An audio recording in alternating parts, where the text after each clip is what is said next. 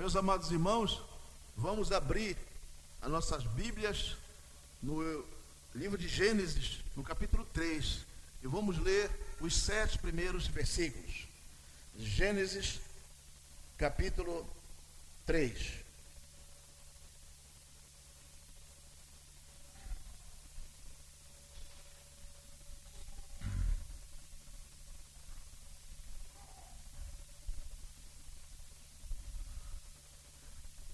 Amém? Quero convidar os irmãos a manterem as suas Bíblias abertas, para que a gente possa acompanhar a exposição da Palavra de Deus. Nós queremos saudar nossos amigos de casa também, que nos acompanham pelas redes sociais, e convidá-los sempre a assistir os nossos vídeos, que todo domingo, nosso culto solene de adoração, pelo menos a pregação, ela será transmitida. E os irmãos e amigos aproveitem para enviar o link para os seus amigos também, para que mais pessoas sejam abençoadas com a palavra de Deus. Diz assim a palavra: mas a serpente, mais sagaz que todos os animais selváticos que o seu Deus havia feito, disse à mulher: é assim que Deus disse, não comereis de toda a árvore do jardim? Respondeu-lhe a mulher: do fruto das árvores do jardim podemos comer, mas do fruto da árvore que está no meio do jardim, disse Deus, dele não comereis, nem tocareis nele, para que não morrais. Então a serpente disse à mulher: é certo que não morrereis, porque Deus sabe que no dia em que dele comerdes, se abrirão os olhos, e como Deus sereis conhecedores do bem e do mal. Vendo a mulher que a árvore era boa para se comer, agradável aos olhos, e árvore desejável para dar entendimento, tomou-lhe do fruto e comeu, e deu também ao marido, e ele comeu. Abriram-se então os olhos de ambos, e percebendo que estavam nus, coseram folhas de figueira, e fizeram cintas para si. Oremos. Grandioso e amado Deus, o autor destas palavras, nesse momento, Senhor, queremos implorar a tua misericórdia, para que tu abras o nosso coração em entendimento daquilo que o Senhor quer nos ensinar nesta noite. Nos ajuda a compreender, Senhor, a tua palavra, em nome de Jesus. Amém. Meus amados, se nós pudéssemos escolher de toda a Bíblia, dos 66 livros que compõem a nossa Bíblia, e eu pedisse para os irmãos escolherem qual é a parte mais triste dessa narrativa, e os irmãos talvez concordassem comigo, que essa parte inicial, até onde nós lemos, do capítulo 3, talvez retrate a parte mais triste e sombria da história da criação, ou especificamente do ser humano. Se a gente pudesse, a gente arrancava essa parte da nossa Bíblia. Mas a gente não pode. É a revelação de Deus para nós. E a ideia nesta noite é nós compartilharmos algumas verdades que nós podemos extrair desse texto. Esse texto lido marca o início da grande tragédia humana. A queda do homem e a busca por autonomia. Se eu pudesse dar um título a essa exposição, seria essa: a queda do ser humano e a busca por autonomia. Interessante que tudo isso acontece num cenário perfeito, onde naquele ambiente o homem vivia em perfeita harmonia com Deus, com a natureza e com ele mesmo. Não sei se houve, em algum momento da história da existência humana, momento mais aprazível para o homem, porque o mais importante, ele estava em harmonia com Deus. E Deus falava diretamente com ele. Deus deu-lhes ordens, cuidar do jardim, nomear os animais, zelar pelo jardim. E entre essas ordens que Deus deu, Deus também disse que ele poderia comer de todos os frutos, exceto daquele que estava no meio do jardim, árvore do conhecimento do bem e do mal. Vamos ler, é no capítulo 2, deixa eu achar aqui um versículo.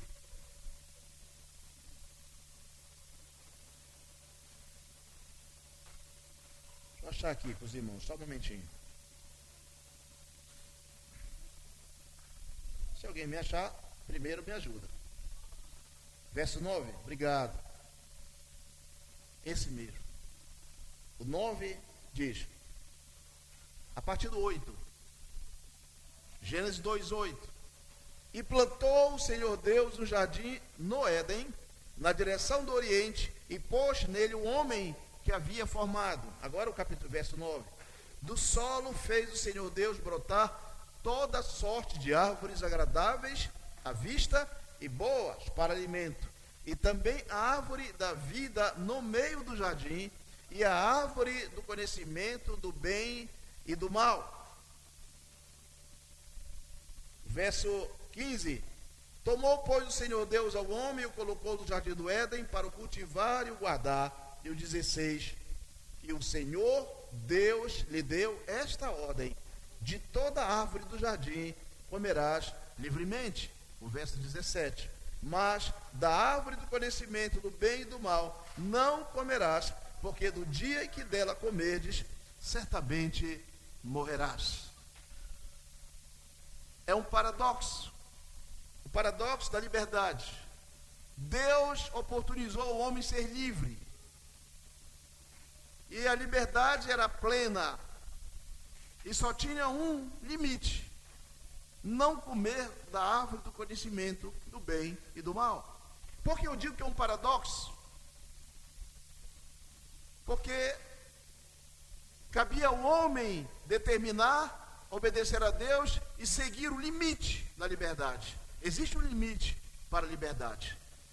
A liberdade não é fazer, como diz na gíria, o que dá na telha. A liberdade não é seguir meus impulsos, mas a liberdade sempre tem um limite. E dentro desses limites é que Deus criou, estabeleceu essa liberdade para o homem. De toda árvore poderás comer, menos daquela árvore, e a penalidade também foi estabelecida, porque do dia que delas comeres, certamente morrerás. Isso é um paradoxo. Essa era a única restrição que Deus impunha para Adão. Adão então tinha livre escolha. Adão então tinha o livre arbítrio, porque a sua vontade, a sua capacidade de tomar decisões ainda não estava contaminada pela desobediência e pelo pecado. E nós vamos então agora, a partir dessa realidade, desse cenário do Éden, analisar duas questões que eu quero chamar a atenção dos irmãos. A primeira questão, vamos ler novamente do verso 1 ao verso 5, capítulo 3, do verso 1 ao verso 5. Isaac vai colocar para nós aí na tela. Mas a serpente, mais sagaz que todos os animais selváticos que o Senhor Deus tinha feito, disse à mulher: é assim que Deus disse: não comereis de toda árvore do jardim? Verso 2. Respondeu-lhe a mulher: do fruto das árvores do jardim podemos comer? Verso 3. Mas do fruto da árvore que está no meio do jardim, disse Deus: dele não comereis, nem tocareis nele, para que não morrais. Verso 4. Então a serpente disse à mulher: é certo que não morrereis. E o verso 5. Porque Deus sabe que no dia em que dele comerdes, se vos abrirão os olhos, e como Deus sereis conhecedores do bem e do mal. Aqui nós vemos, primeiro ponto, a estratégia do inimigo. O ataque à palavra de Deus e a falsa promessa de autonomia. E é interessante, meus amados, quando nós vamos analisar como o pecado nos alcança. São as mesmas estratégias. A primeira estratégia é atacar as promessas de Deus, a palavra de Deus, as ordens que Ele dá.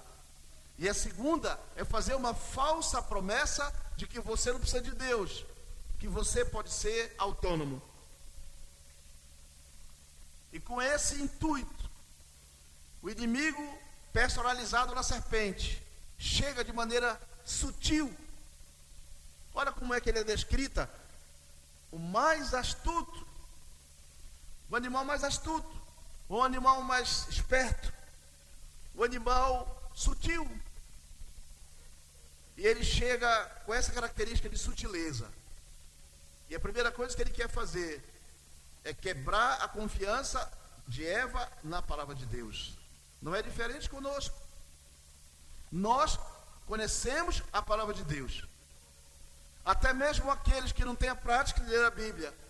A Bíblia diz que ele tem gravado no seu coração a palavra de Deus. Ninguém pode dizer que não conhece a palavra de Deus. Mas quando nós damos ouvido ao inimigo, e esse foi o primeiro grande problema, Adão e Eva abriram uma agenda para a serpente. E quando nós, na nossa vida, no nosso coração, abrimos agenda para a serpente se manifestar, primeiro ela bota em dúvida as nossas convicções da palavra de Deus. E a segunda, nos oferece a falsa autonomia, ao ponto da gente chegar a pensar que Deus é secundário, que Deus não é tão necessário assim. E cada um começa a viver, ou busca viver, achando que é autônomo, mas na verdade a falsa autonomia, a promessa do diabo, levou a espécie humana ao estado atual. E não é diferente com a gente também. Então, ela vem e ela bota dúvida, ela faz uma pergunta. Ela diz, é verdade que Deus disse que vocês não podem comer do fruto de nenhuma árvore do jardim? Quando a serpente faz essa pergunta capciosa, ela não quer resposta, mas é que ela quer plantar no coração de Eva a dúvida. E observa que hoje também, quando o diabo aplica uma mentira no coração do homem, ele começa com uma verdade. Ele começa de uma verdade. Porque a verdade, quando chega no nosso coração, o que vem depois, a gente já não filtra. Porque a sutileza com que a mentira é colocada, primeiro com a verdade, conduz o nosso entendimento a que aquela pessoa, aquele agente é verdadeiro. E assim foi com Eva.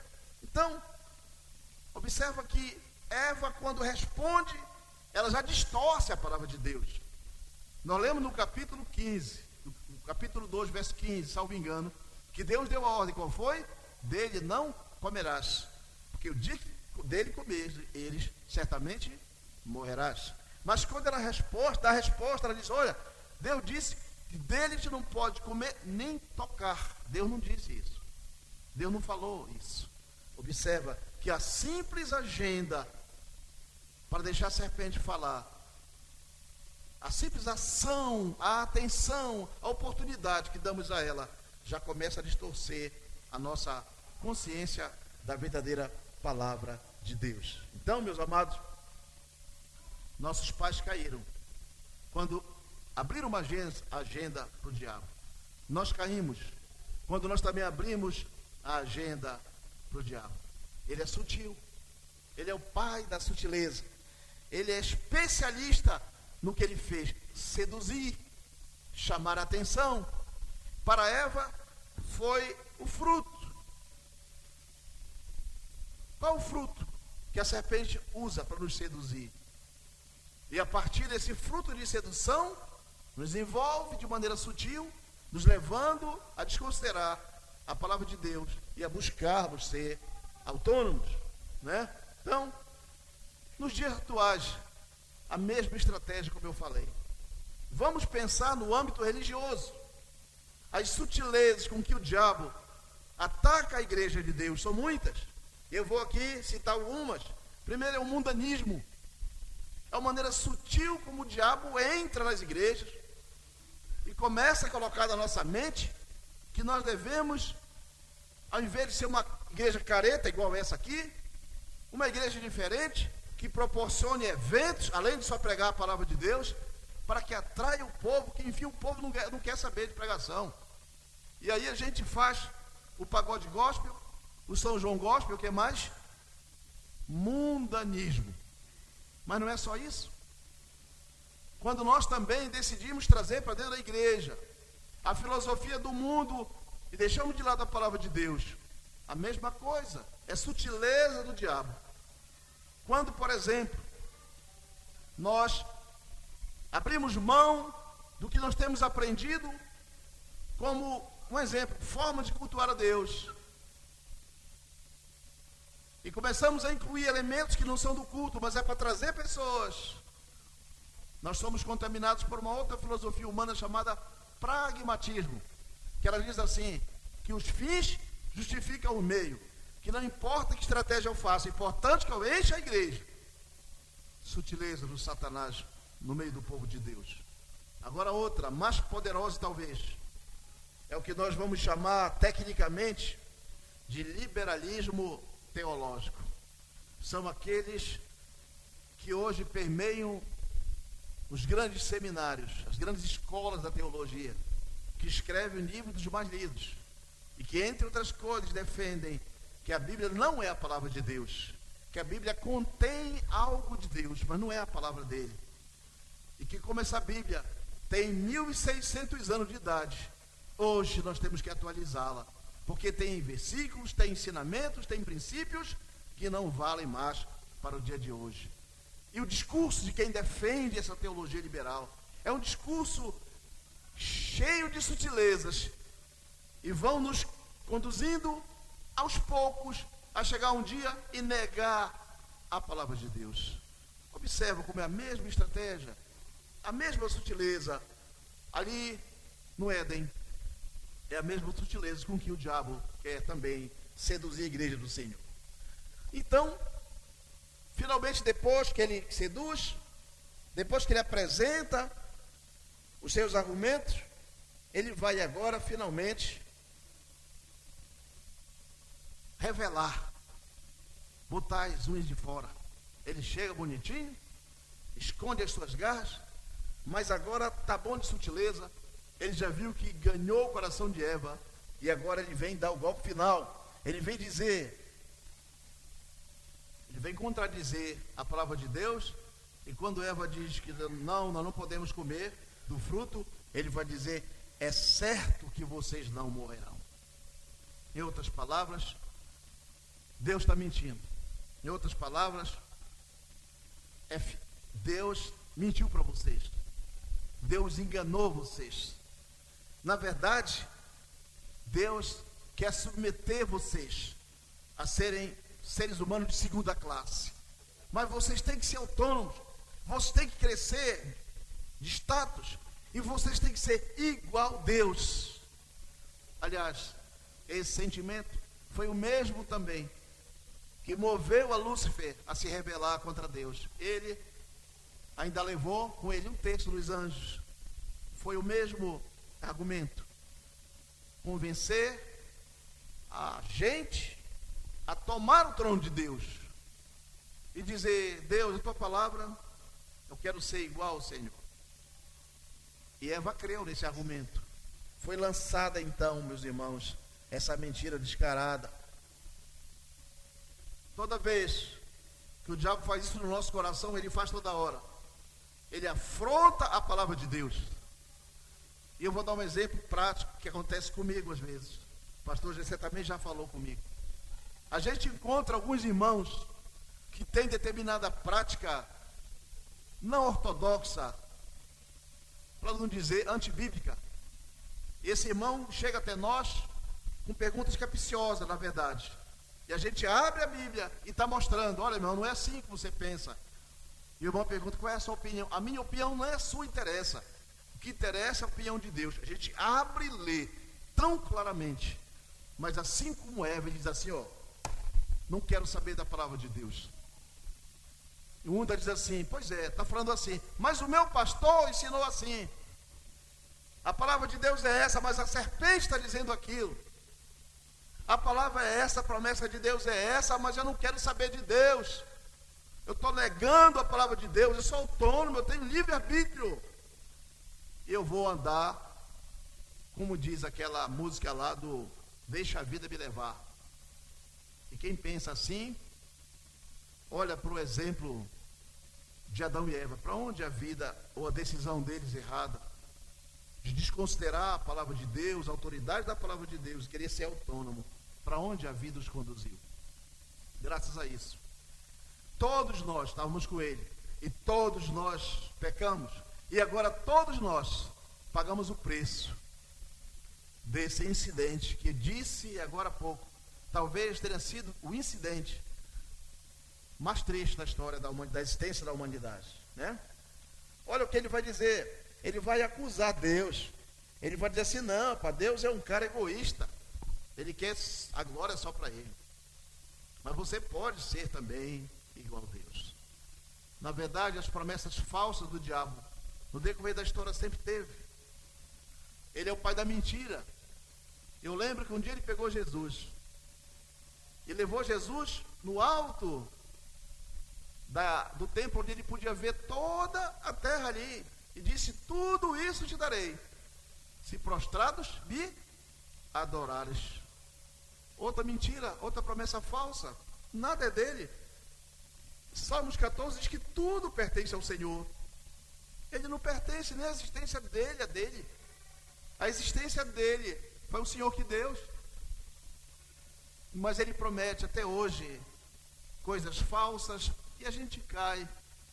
Porque se Eva, que era santa e perfeita, caiu, quanto mais nós, que temos um coração hoje muito mais terrivelmente inclinado para o mal do que Eva. Mas o que eu consigo entender aqui é que ainda nesse ambiente abençoado do Éden, algum sentimento já se criava no coração de Eva, o sentimento da autonomia. E foi essa promessa de que serás como Deus é que de fato moveu a Eva a tomar a decisão que tomou. Então, eu quero agora para a segunda parte da interpretação desse texto, que é a narrativa da trágica escolha, né? A rebelião se concretizou, e quais as consequências? Vamos ler os versos 6 a 7. 6 e 7, diz assim, ó: vendo a mulher que a árvore era boa para se comer, agradável aos olhos, e árvore desejável para dar entendimento, tomou-lhe do fruto e comeu, e deu também ao marido, e ele comeu. Abriram-se então os olhos de ambos, e percebendo que estavam nus, coseram folhas de figueira e fizeram cintas para si. O coração do homem, a essas alturas, estou falando de Eva, já está conduzindo ela a concretizar a rebelião, né? A argumentação da serpente foi perfeita, no sentido do intento que a serpente queria fazê-la desobedecer. E diante dessas considerações, nós vamos ter aí, nos versos 6 e 7, a narrativa da decisão de Eva. E se olharmos com calma para o versículo 6, olha para o versículo 6, ele vai dizer que essa decisão de Eva, ela aconteceu de 3 maneiras. Ou seja, a argumentação do diabo completou o orgulho que estava no coração de Eva, para que ela olhasse para aquele fruto. E olha como foi que ela olhou, né?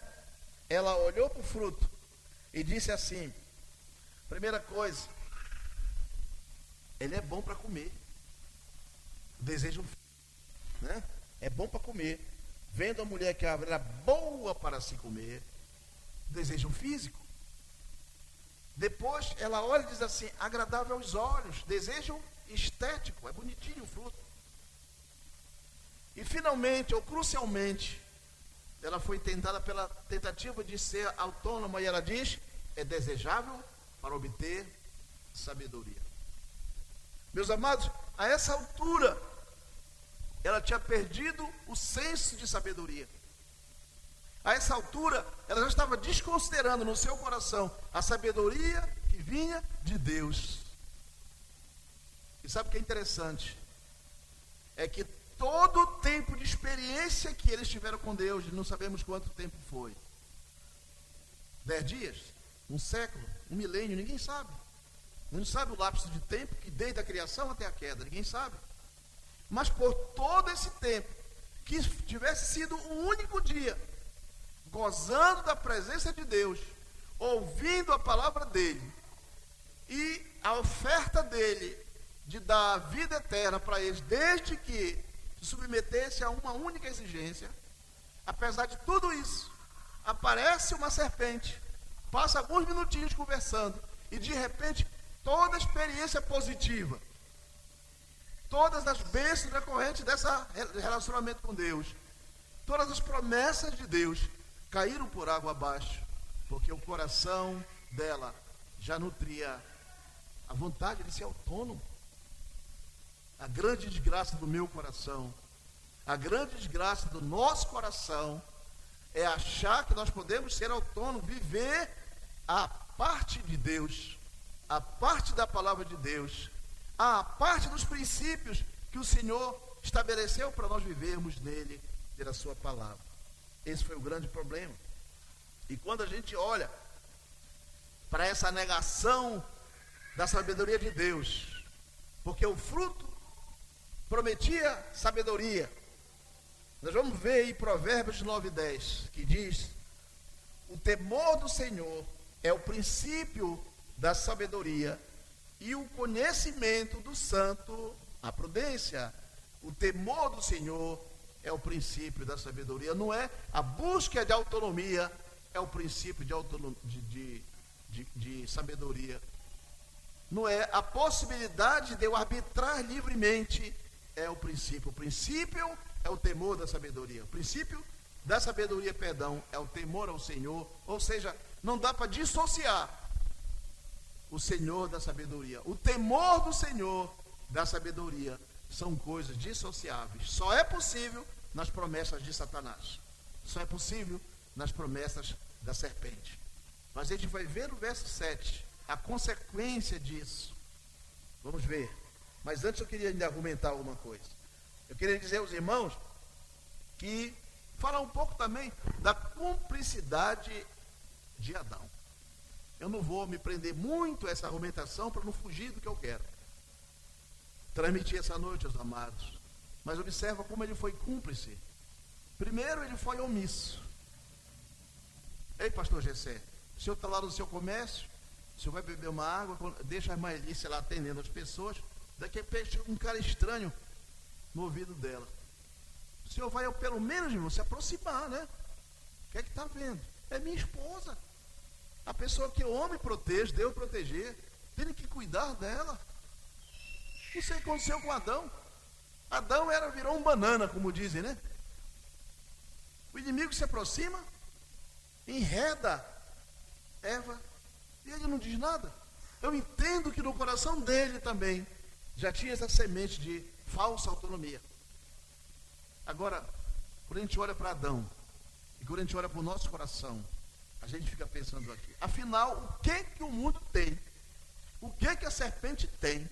Quais as promessas falsas delas, que haverão de me conduzir longe da palavra de Deus, ou haverão de me levar para longe do plano eterno de Deus da minha vida? Eu queria um pouquinho d'água, por favor, Graça. Já está aqui? Já? Ah, está aqui, obrigado. O que, meus irmãos? O que é que Deus já plantou no nosso coração, que nos tem ainda nos levado a considerar as falsas expectativas que o diabo põe na nossa vida? O que, meus irmãos, é tão valioso mais do que a presença de Deus? É mais valioso mais do que as promessas de Deus? É valioso mais do que Deus tem preparado para nós na eternidade? O que é, enfim, que o mundo e Satanás têm para confrontar essas convicções? Talvez a gente não saiba, mas Satanás sabe. Ele conhece o nosso coração. Ele não entra na nossa cabeça. Ele não tem essa capacidade, só Deus tem.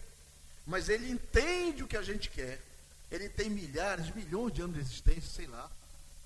É o maior psicólogo, que conhece melhor a alma humana abaixo de Deus. No único olhar, Ele já sabe qual é a nossa fraqueza. Ele vai oferecer sutilmente algo que vai justamente dar resposta aos anseios do nosso coração afastado de Deus. O homem sem Deus, ele é um escravo disso. O homem sem Deus, ele não tem essa capacidade, ao menos, de avaliar essa proposta que eu estou falando. Vamos avaliar na nossa vida, ele não tem. No nosso coração nós podemos fazer essa análise, porque nós temos uma luta, uma batalha. O apóstolo Paulo diz: a carne e o espírito travam uma batalha. Ao menos tem no nosso coração. E quando nós travamos essas batalhas de maneira, temos que travá-las de maneira consciente. Temos que procurar olhar e ver quais são os argumentos que o diabo tem usado para nos fazer pecar, nos afastar de Deus, da sua palavra e das suas promessas, né? Olha só. Então Adão deliberadamente toma o fruto e come. Observa, o diabo não pegou, não enfiou pela garganta abaixo deles. Ele argumenta. E agora Eva olha e come e dá para Adão. Adão também olha e come também. É deliberado, não é nada obrigado. Eles tinham livre-arbítrio. Poderiam dizer: não, eu prefiro ficar com a palavra de Deus, eu prefiro ficar com Deus, em relacionamento com Ele, crendo nas promessas dEle, do que crer numa serpente que apareceu por aí. Mas ele deliberadamente também decide comer, né? Ele também, meus amados irmãos, é cúmplice nesse ato. É um ato de desobediência deliberado. A serpente enganou Eva, não enganou Eva. Ela seduziu. Só se deixa seduzir quem no seu coração já tem uma semente. Ela não foi enganada. Nesse sentido não, nem ele. Foi para a decisão dele. A argumentação do diabo era muito fácil deles dizerem: não, Senhor, dona serpente, não é assim não. Deus diz para a gente não comer, a gente não vai comer, porque nós somos filhos obedientes. A senhora pode falar o que quiser, prometer mundos e fundos. A minha resposta é não. Para quem tinha livre-arbítrio, era tão fácil dizer não. Então foi deliberado. De maneira deliberada, ambos sucumbiram a essa proposta falsa de Satanás. E vamos ver em Romanos 5,12, que agora todos nós pecamos. Assim como o pecado por um único homem entrou no mundo, Adão, o pecado de Adão nos alcança também hoje, né? E essa situação, ela cria em toda a espécie humana, após a queda, uma situação irreversível do ponto de vista humano. Agora nós somos totalmente depravados. E nesse estado de depravação total, nenhum de nós pode agradar a Deus. Nenhum de nós pode dizer: Senhor, não quero ser como Adão. Somos escravos dessa condição chamada pecado. O pecado não é somente um ato, é uma condição inerente à nossa natureza, que se manifesta todo dia, 24 horas por dia, que nós temos que ter essa consciência. Temos que optar pela palavra de Deus, temos que crer nas suas promessas, temos que buscar sermos obedientes àquilo que o Senhor tem estabelecido, senão seremos um Adão que cai todo dia. Mas eu quero chamar a atenção e dizer que a quebra desse laço, a quebra dessa ordem de Deus, ela, a primeira coisa que vai trazer é vergonha, né?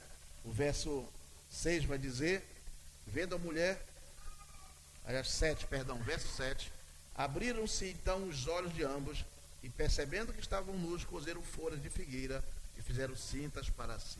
Interessante, a promessa do diabo era: agora vocês vão saber tudo, serão igual a Deus. Foi isso que aconteceu? Não. Quando o primeiro pedaço de maçã chegou no estômago, eles olharam para si, a única coisa que perceberam foi a vergonha deles mesmos. Hoje também é assim.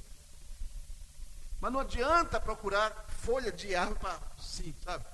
Não adiantou nada. O fato de buscar folha e se vestir, cobrir a sua vergonha, resolveu alguma situação? Deus perdoou por que tinha feito? Não. A gente peca também. Quando a gente peca, a gente foge de Deus. E muitas vezes a gente busca as folhas para se cobrir. E às vezes a gente vai para a igreja todo domingo para criar uma imagem, as folhas, para ninguém ver o que de fato está por trás das folhas. E a gente se arvora e dizer, não, mas eu sou justificado porque eu sou dizimista. Porque eu não perco um culto na igreja. Porque eu canto, até canto bem. E assim como Adão e Eva acharam que podiam remediar o seu pecado usando roupa de folha de figueira, nós também, para nós quer dizer que não há nada que eu e você possamos fazer para remediar a nossa situação diante de Deus, a não ser arrepender-se e crer no Senhor Jesus. Então, meus amados irmãos, agora eles enxergaram a sua nudez. Diferentemente da promessa da serpente, que prometia eles serem igual a Deus, conhecerem todas as coisas. Talvez depois que eles comeram assim, um olhou para o outro e falou assim, e aí, Eva, mudou alguma coisa? A Eva disse, não, Adão, tu está nu, mudou isso. Conhecer todas as coisas, absolutamente não. E se afastaram do conhecimento, se afastaram da sabedoria, e se afastaram de Deus por causa do pecado. Porque é isso que o pecado faz de nós, nos afasta de Deus, nos coloca nos braços da serpente, e nós pagamos a consequência desse pecado. Então, esse primeiro ato do homem não foi um ato de autossuficiência, não. Ele comeu e depois disso não teve nenhum ato a não ser de vergonha. Cadê tua autonomia? Vergonha. E eu gostaria já de ir concluindo, estabelecer algumas verdades práticas que nós podemos tirar desse relato para a nossa vida prática. A primeira coisa, meus irmãos, é que o diabo foi conversar com Eva disfarçado, através da serpente. Eu quero entender que aquela serpente primordial não era o bicho asqueroso que é hoje, porque a repugnância da forma dela foi consequência do pecado. E que se ela viesse hoje se apresentar, não seria numa serpente, que nós talvez fosse como um passarinho, aquela ave do paraíso. Já viram a ave do paraíso? Que coisa linda, né? Talvez serpente fosse assim, bonitinha. Tinha que ser, porque chega até Eva, e Eva, pela aparência que olha, não percebe a armadilha que estava criando. Segunda coisa, sabe o quê? A serpente, como todos os animais, são criaturas de Deus. Tem muita gente que é criatura de Deus, mas que também, travestido de serpente, coloca no nosso coração, às vezes no púlpito, propostas mesmo de Satanás. Deus, sua palavra está errada, as promessas dele estão erradas. Venha no que eu lhe ensino, que você vai ser autônomo, você vai ser diferente, você vai crescer em status espiritual, você vai ser uma pessoa melhor. São as mesmas artimanhas que ele sempre usou, as mesmas sutilezas que Satanás tem usado o tempo todo. Eu gostaria de trazer o texto de 2 Coríntios 11, 14, que vai dizer que, e não é de admirar, porque o próprio Satanás se transforma em anjos de luz. Transformar-se numa serpente foi fácil, pois ele se transforma até em anjo de luz. E quantas seitas tem? Porque um anjo apareceu para alguém num sonho, né? Não vou citar agora, vocês sabem, né? Um anjo apareceu para alguém e disse que tinha umas tábuas de ouro com novas revelações de Deus dentro de uma caverna lá em Utah, nos Estados Unidos. Ele foi para lá, criou uma seita. Sonhar com anjo, ver anjo. O diabo pode transfigurar em anjo de luz. Então, ou nós confiamos nas promessas e na palavra de Deus, ou nós vamos ser igual Eva, sendo levado pelo desejo, é bonito, é agradável e dá sabedoria. Esses são os argumentos também que o diabo usa. Então, o grande pecado, na verdade, que ele quer nos fazer praticar usurpação do trono de Deus. Quando alguém deliberadamente abre a palavra de Deus, a gente mostra e lê e diz assim, não, tem alguma coisa errada aqui. Ele está dizendo, não, eu vou ser de outra forma, e vou ser igual Deus, conhecedor do bem e do mal. Tem mais uma outra coisa. Agora, cada um criou um Deus dentro do seu coração. É um Deus customizado. É um Deus que se ajusta às suas demandas. O Senhor não existe mais no coração de ninguém. No máximo, alguém quer Jesus como Salvador, como curandeiro, como fazedor de milagres. Poucos de fato querem Jesus como Senhor. Mas Jesus não pode ser Salvador, nem curandeiro, nem nada, se ele não for primeiro Senhor. O Senhor Jesus, ele é o Salvador daqueles que são seus servos. Não há dissociação entre uma coisa e outra. Mas o que o diabo tem colocado no nosso coração, é que importante é fazer os rituais da igreja, é fazer as campanhas, é participar disso, daquilo, pegar um sol danado, vir para a oração no meio-dia, parece que só é meio-dia que a oração tem poder, e parece que é só no ambiente do templo. E criam-se situações para criar um novo Deus, para usurpar Deus do trono. Jesus já morreu por nós. O preço desse pecado que nós não podíamos pagar, o Senhor já pagou. Nesse sentido, nós somos livres, Ele nos deu liberdade. Não há mais nada que nós possamos fazer para merecer a salvação. O Senhor nos justificou plenamente. Nele somos vitoriosos. 2 Coríntios, Ele nos leva em triunfo para nós exalarmos o aroma de Cristo, que é a sua verdade, que Ele revela ao mundo pelo seu Filho Jesus, e que passou para nós agora esse perfume maravilhoso, que é o perfume da verdade de Cristo. Então, olhando assim para a raiz desse pecado, é um pecado de rebelião contra Deus. Esse pecado original foi um pecado de rebelião contra Deus. E agora a imagem de Deus ficou manchada no coração do homem. Agora o homem não é mais a sua imagem e semelhança, como fora quando ele assim determinou criar o homem. Mas o homem decaiu o seu status, de maneira que a imagem de Deus agora está manchada, né? Está manchada. Mas nós temos que entender também que agora todos estamos doentes espiritualmente. Efésios 2:1 vai dizer que Ele nos deu vida, estando nós mortos em nossos delitos e pecados. A situação do homem sem Deus. Então, meus amados, essa história tão triste que é a queda, ela revela também uma verdade espiritual maravilhosa para todos nós. A queda revela também a necessidade desesperadora dos homens de buscarem a Deus. Vou repetir. A queda revela no coração do homem a necessidade extrema e imediata de buscar a Deus, de apaziguar essa relação, de ter paz com Deus. Só tem um meio, através do Senhor Jesus Cristo. Ao mesmo tempo em que o pecado de Adão, como o nosso pecado, todo o nosso pecado, é uma tentativa de tomar o trono de Deus, da mesma forma, a morte de Jesus nos traz de volta a imagem de Deus.